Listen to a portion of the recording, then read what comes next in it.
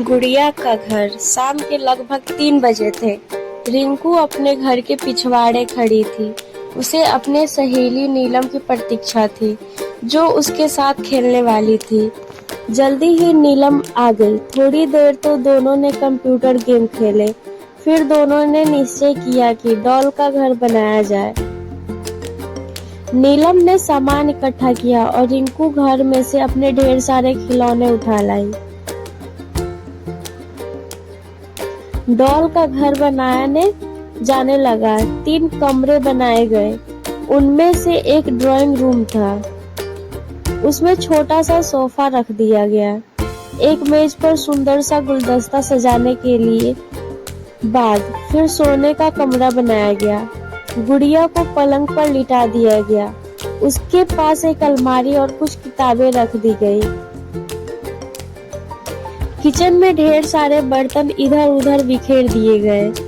एक मेहरी सफाई करने के लिए तैनात कर दी गई। घर के मुख्य द्वार पर एक कुत्ता बैठा दिया गया।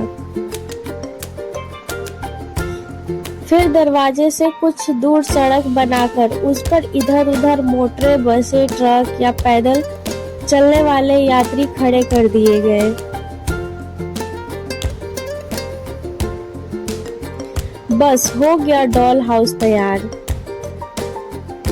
घर बनाने में दोनों सहेलियां इतनी तल्लीन थी कि उन्हें समय का ध्यान ही नहीं रहा। ध्यान उन्होंने तब दिया जब देखा कि पड़ोस के मकान में खड़ी मोना दोनों को घूर रही है। शाम ढलने लगी थी। घर में से माँ ने दोनों को नाश्ता करने के लिए आवाज दी। दोनों तुरंत घर में चली गई। मोना तो इसी मौके की तलाश में थी। वह पहले भी कई बार रिंकू का डॉल हाउस तोड़ चुकी थी। उसे जलन होती थी कि रिंकू इतना सुंदर डॉल हाउस कैसे बना लेती है। नीलम नाश्ता करके अपने घर चली गई। रिंकू जब घर के पिछवाड़े आई तो उसने देखा कि उसका डॉल हाउस टूटा पड़ा है। 1-2 खिलौने भी टूटे हुए हैं। वह समझ गई कि यह काम सिवा मोना के और किसी का नहीं हो सकता है। अपना डॉल हाउस टूटने का उसे बहुत दुख हुआ। उसकी आंखों में आंसू आ गए। उसकी घंटों की मेहनत को मोना ने 1 मिनट में बर्बाद कर दिया था। मोना पहले भी कई बार ऐसा कर चुकी थी। वह गुस्से में निश्चय किया कि वह मोना से इसका बदला लेकर रहेगी। अगले दिन मोना सुबह से ही अपना डॉल हाउस बनाने में व्यस्त थी। रिंकू में मोना को डॉल हाउस बनाते देखा तो उसने तय कर लिया कि वह मोना का डॉल हाउस तोड़ कर उससे बदला चुका लेगी। मोना कई घंटों तक अपना डॉल हाउस बनाने में व्यस्त रही।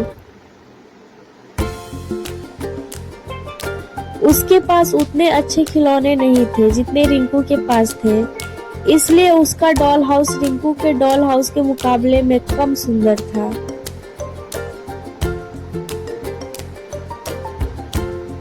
वैसे मोना ने बड़े चाव और लगन से वह घर बनाया था।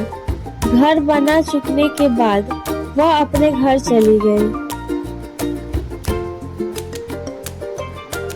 उसके अंदर जाते ही रिंकू चुपके से मोना के घर के अहाते में घुसी और उसका डॉल हाउस तोड़कर तुरंत अपने घर वापस चली आई। रिंकू समझ रही थी कि ऐसा करने से उसका कलेजा ठंडा हो जाएगा, लेकिन भला चोरी से किसी की मेहनत बेकार कर देने के बाद किसी को प्रसन्नता हो सकती है। रिंकू की उलझन इतनी बढ़ गई कि दोपहर को उससे खाना तक नहीं खाया गया। वह मेज पर मम्मी और पापा के साथ खाने बैठी तो एक भी कौर गला से उतारना उसके लिए मुश्किल होने लगा।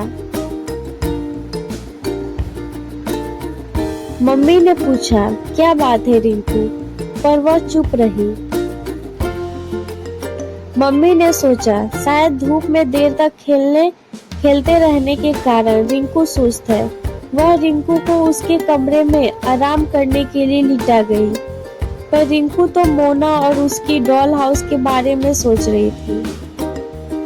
मोना का डॉल हाउस तोड़कर उसे बहुत ग्लानि थी।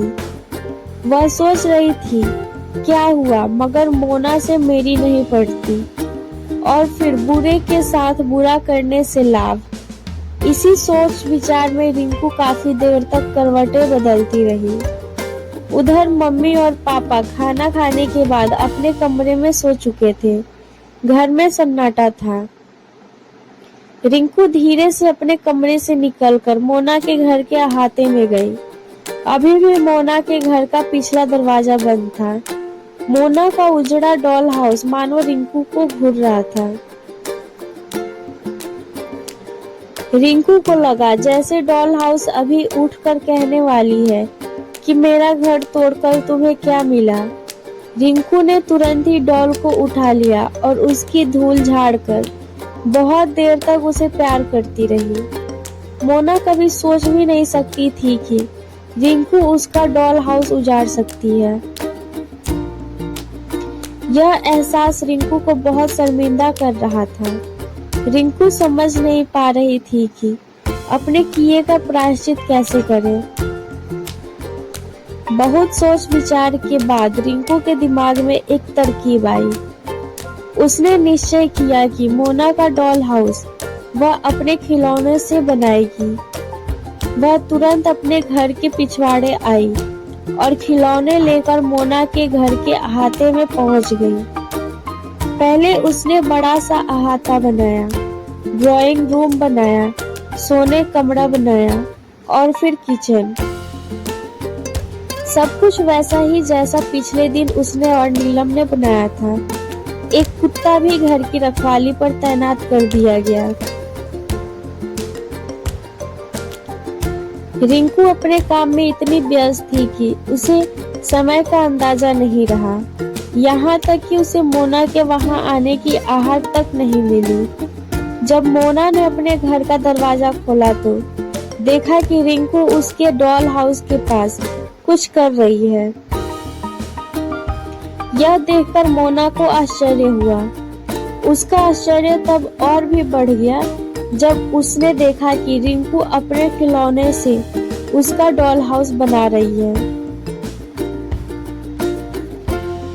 मोना सोचने लगी कि उसे जब भी मौका मिलता है तब वह रिंकू का डॉल हाउस तोड़ आती है, और एक रिंकू है जो अपने ही खिलौने से उसका डॉल हाउस सजा रही है। अब मोना को अपने किए पर पछतावा हो रहा था। वह नाहक ही हर किसी से लड़ती रहती है। इसी बीच आहट पाकर रिंकू ने पीछे देखा। इससे पहले कि मोना कुछ कहती, रिंकू ने कहा, मोना मुझे माफ कर दो। दोपहर में मैंने तुम्हारा डॉल हाउस तोड़ दिया था। ऐसा मैंने तुमसे बदला लेने की नियत से किया था, पर तुम्हारा डॉल हाउस तोड़ने के बाद मुझे बहुत दुख हुआ। दोपहर भर मैं सोचती रही कि अपने किए का प्रायश्चित कैसे करूं, इसलिए मैं तुम्हारा डॉल हाउस फिर से बना रही थी। आशा है तुम मुझसे नाराज नहीं होगी और मुझे माफ कर दोगी। मोना को रिंकू के शब्द भीतर तक चुभे जा रहे थे। उसने आज तक अपने किए पर पछतावा नहीं किया था, पर रिंकू का व्यवहार उसे मजबूर कर रहा था कि अपनी सब गलतियों को कबूल कर ले और रिंकू से माफी मांगे। अतः उससे कहा, रिंकू मैं बहुत खराब लड़की हूँ। मैं नाहक तुमसे लड़ती और तुम्हारा डॉल हाउस तोड़ती रहती हूँ, पर अब मैं विश्वास दिलाती हूँ कि ना कभी तुम्हारा डॉल हाउस तोड़ूंगी और ना ही तुमसे या और किसी से लड़ूंगी। तुम मेरी सहेली बनोगी ना? रिंकू भला नहीं कैसे कहती। उस दिन से दोनों में अटूट मित्रता हो गई। इस कहानी से हमें ये सीख मिलती है कि बुराई अच्छाई से जीती जाती है।